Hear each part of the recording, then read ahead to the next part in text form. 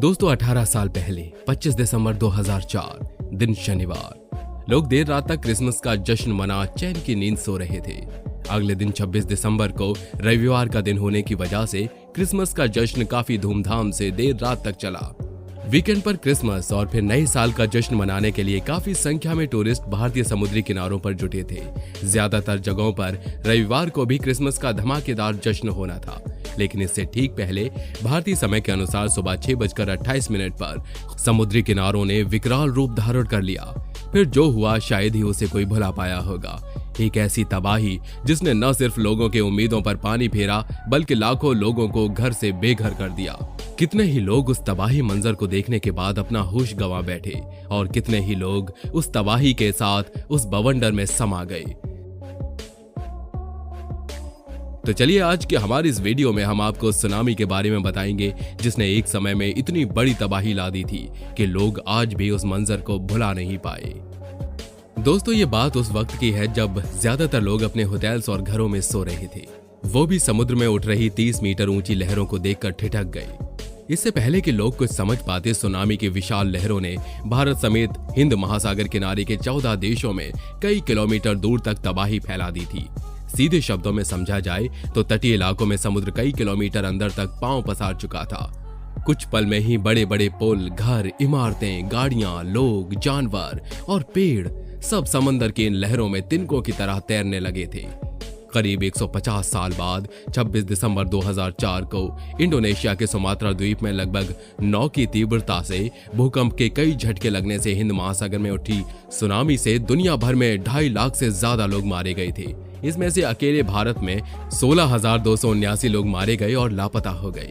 आपदा इतनी बड़ी थी कि मृतकों के शव कई दिनों तक बरामद किए जाते रहे। अब भी समुद्र से लोग लापता हैं, जिनका उस आपदा के बाद से कुछ पता नहीं है। 14 साल पहले आज ही के दिन समुद्र के रास्ते भीषण तबाही के रूप में आई सुनामी के जख्म अब भी हरे हैं। सुनामी प्रभावित एरिया के लोग आज भी उस हादसे को याद करके कांप उठते हैं। तब से 26 दिसंबर की इस तारीख को प्राकृतिक आपदा सुनामी के लिए भी जाना जाता है। सुमात्रा से ऐसे भारत पहुंची थी सुनामी। सुमात्रा में समुद्र के नीचे 2 प्लेटों में आई दरारें खिसकने से उत्तर से दक्षिण की ओर पानी की लगभग 1000 किलोमीटर लंबी दीवार सी खड़ी हो गई। सुनामी भूकंप केंद्र के चारों तरफ नहीं फैली, इसका रुख पूर्व से पश्चिम की तरफ था। भूकंप के पहले घंटे में 15 से 20 मीटर की लहरों ने सुमात्रा के उत्तरी तट को बर्बाद कर दिया। इसके साथ आचेह प्रांत का तटीय इलाका भी पूरी तरह से समुद्री पानी में डूब गया। इसके कुछ देर बाद भारत के निकोबार और अंडमान द्वीप पर भी सुनामी लहरों ने कहर बरपाना शुरू कर दिया। इसके बाद पूर्व की तरफ बढ़ रही सुनामी ने थाईलैंड और बर्मा के तटों पर तबाही मचा दी। शुरुआती झटकों के 2 घंटे में पश्चिम की तरफ बढ़ती सुनामी लहरों ने श्रीलंका और दक्षिण भारत को अपनी चपेट में ले लिया।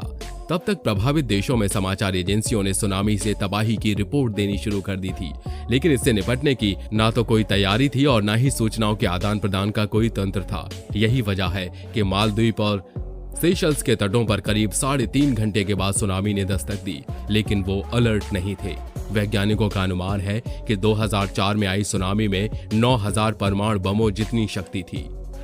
हालांकि अब आप ये भी जान लीजिए कि सुनामी क्या होती है। समुद्र के भीतर अचानक जब बड़ी तेज हलचल होने लगती है तो उसमें उफान उठता है। इससे ऐसी लंबी और बहुत ऊंची लहरें उठना शुरू होती हैं जो जबरदस्त आवेग के साथ आगे बढ़ती हैं। इन्हीं लहरों को सुनामी कहते हैं। दरअसल सुनामी जापान शब्द है जो सु और नामी से मिलकर बना है। सु का अर्थ है समुद्र तट और नामी का अर्थ है लहरें। पहले सुनामी को समुद्र में उठने वाली ज्वार के रूप में लिया जाता रहा है, लेकिन ऐसा नहीं है। दरअसल समुद्र में लहरें चांद, सूरज और ग्रहों के गुरुत्वाकर्षण के प्रभाव से उठती हैं, लेकिन सुनामी लहरें इन आम लहरों से अलग होती हैं।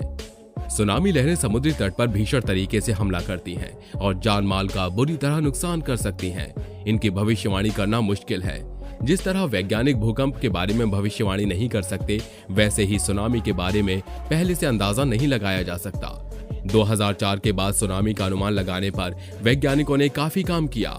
वैज्ञानिक अब तक के रिकॉर्ड को देखकर और महाद्वीपों की स्थिति को देखकर कुछ घंटे पहले इसका अंदाजा लगा सकते हैं। धरती की जो प्लेट्स या परतें जहां जहां मिलती हैं, वहां के आसपास के समुद्र में सुनामी का खतरा सबसे ज्यादा होता है। ऐसे में सवाल ये उठता है कि क्या उस वक्त बच सकती थी लोगों की जान? भारतीय प्रायद्वीप की टेक्टोनिक प्लेट्स के बीच पिछले करीब 150 साल से दबाव बन रहा था। यह भूकंप उसी का नतीजा था। आज तक के इतिहास में यह सबसे विनाशकारी सुनामी थी। इससे इंडोनेशिया, थाईलैंड, उत्तर पश्चिम में मलेशिया और हजारों किलोमीटर दूर बांग्लादेश, भारत, श्रीलंका, मालदीव, पूर्वी अफ्रीका में सोमालिया, आसपास के देशों में भारी तबाही मची थी। हिंद महासागर में 1883 के बाद कोई बड़ी सुनामी नहीं आई थी, इसलिए इंडियन ओशियन में 2004 की सुनामी तक कोई सुनियोजित अलर्ट सेवा स्थापित नहीं की गई थी। अगर अलर्ट सेवा होती तो इस विनाश से करीब 3 घंटे पहले लोगों को अलर्ट कर सुरक्षित जगहों पर भेजा जा सकता था। ऐसे में माल की हानि तो होती, लेकिन लाखों लोगों को बेमौत मरने से बचाया जा सकता था। इस हादसे के बाद भारत सरकार ने यहां अलर्ट सेवा स्थापित कर दी है। 2004 में हिंद महासागर में आई सुनामी ने न केवल लाखों लोगों की जान ली, बल्कि दुनिया का नक्शा भी बदल कर रख दिया।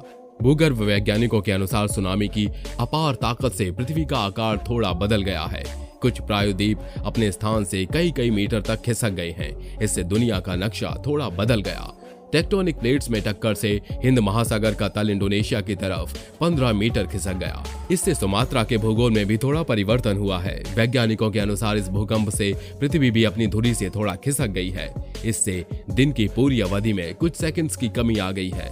अंतरिक्ष एजेंसी नासा के अनुसार सुनामी के कारण उत्तरी ध्रुव भी कुछ सेंटीमीटर खिसक गया है।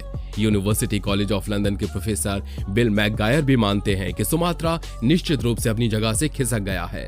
ये प्रायद्वीप न केवल खिसके हैं, बल्कि समुद्र तट से इनकी ऊंचाई पर भी फर्क पड़ा है। नासा की जेट प्रोपल्सन लेबोरेटरी में वैज्ञानिक कहते हैं कि पृथ्वी अपनी धुरी से 1 इंच खिसक गई है। इसके अलावा भी कई ऐसे विनाशकारी सुनामी आ चुके हैं जो दुनिया में लाखों लोगों की जान ले लेते हैं। इन्हीं में से 20 जनवरी 1607 ब्रिस्टल चैनल, इंग्लैंड, हजारों लोग डूबे थे।